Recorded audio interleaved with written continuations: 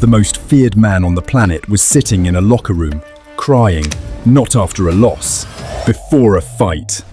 Mike Tyson, the man who made grown men quit before the bell rang, the man who destroyed Trevor Berbick in 2 rounds, the man who knocked out Michael Spinks in 91 seconds. The man with a face tattoo and a voice that didn't match his fists. That man was alone in a room before some of the biggest fights of his life, shaking, with real tears running down his face. And here's what nobody ever explains. That was the weapon. Most people look at Mike Tyson and see pure aggression. They see a force of nature, a man born different, born harder, someone who simply didn't feel fear the way normal human beings feel it. That's the story that gets sold. The monster from Brownsville who couldn't be scared because he had already lived through the worst things a childhood could offer. It is a comfortable story. It is also completely wrong. Tyson has said it in interviews, more than once, without flinching. He was terrified before every single fight. Not nervous, not just anxious, terrified. The kind of fear that makes your hands shake when you tape them. The kind that sits heavy in your chest and refuses to move. He would be alone in the locker room, and he would cry. Real tears, not performance. The actual experience of a man facing something enormous and feeling exactly what that pressure deserves. And then Cus D'Amato would walk in. Cus D'Amato was not a normal boxing trainer. Calling him that is like calling Marcus Aurelius a politician. Technically accurate, completely misses the point. He had already built Floyd Patterson into a world champion before he found Tyson. But when he walked into a juvenile detention center and saw a 13-year-old kid who had been arrested over 30 times before becoming a teenager, something shifted in him. He didn't see a problem to fix. He saw raw material. Not just speed, not just power. He saw fear, a kid completely drowning in it.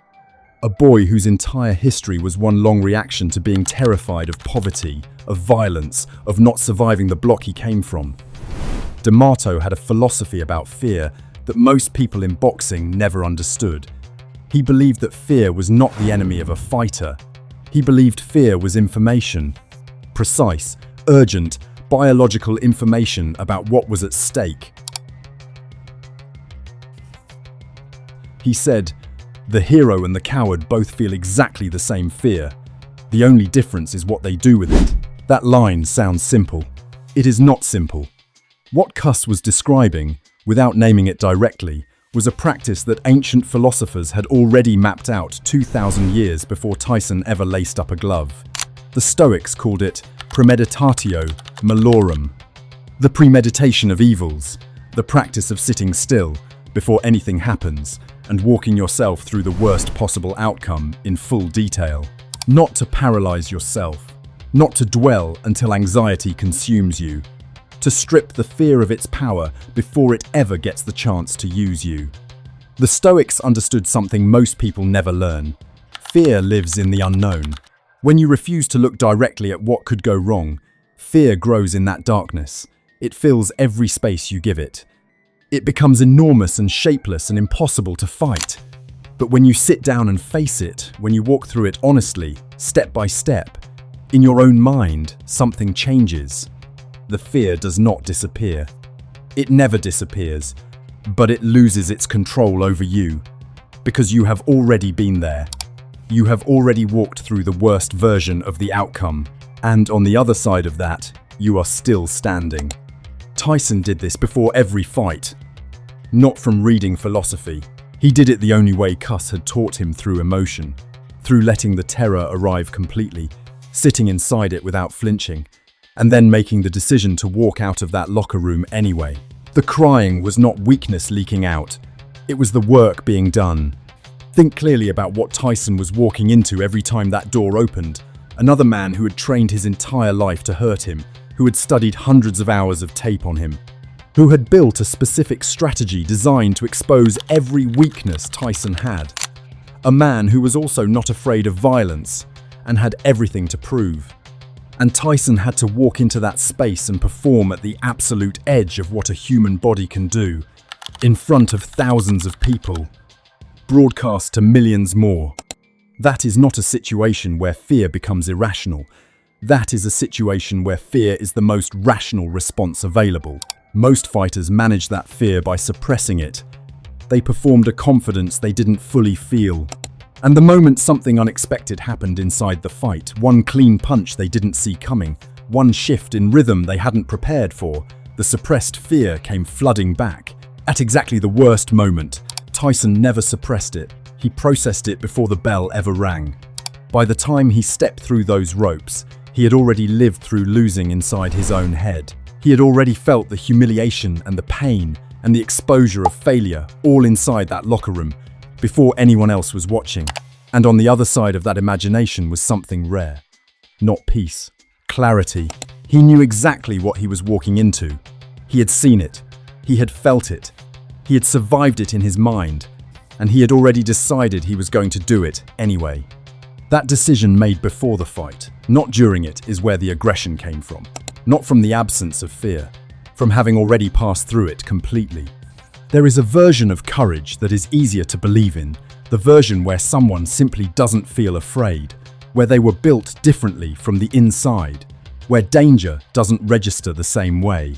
That version is a myth people tell to make real courage feel unreachable. The real version is quieter. It's a man alone in a room, shaking, walking through the worst outcome in his mind until it has nothing left to surprise him, and then standing up and walking into it anyway.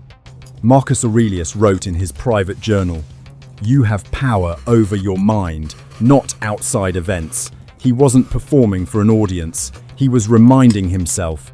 Because even the most powerful man in the Roman Empire woke up certain mornings and didn't want to face what the day required.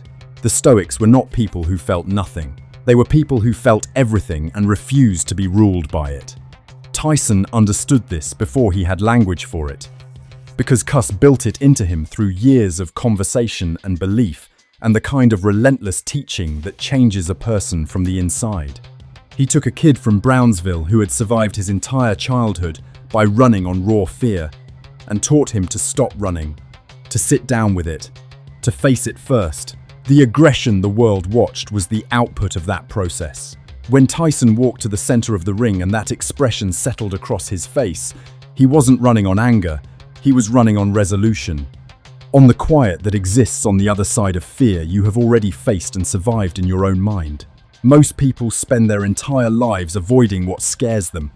They delay the decision, they postpone the confrontation, and fear grows in that avoidance.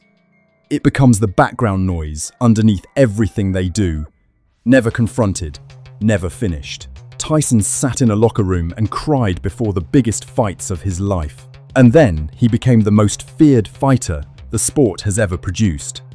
The lesson has nothing to do with boxing.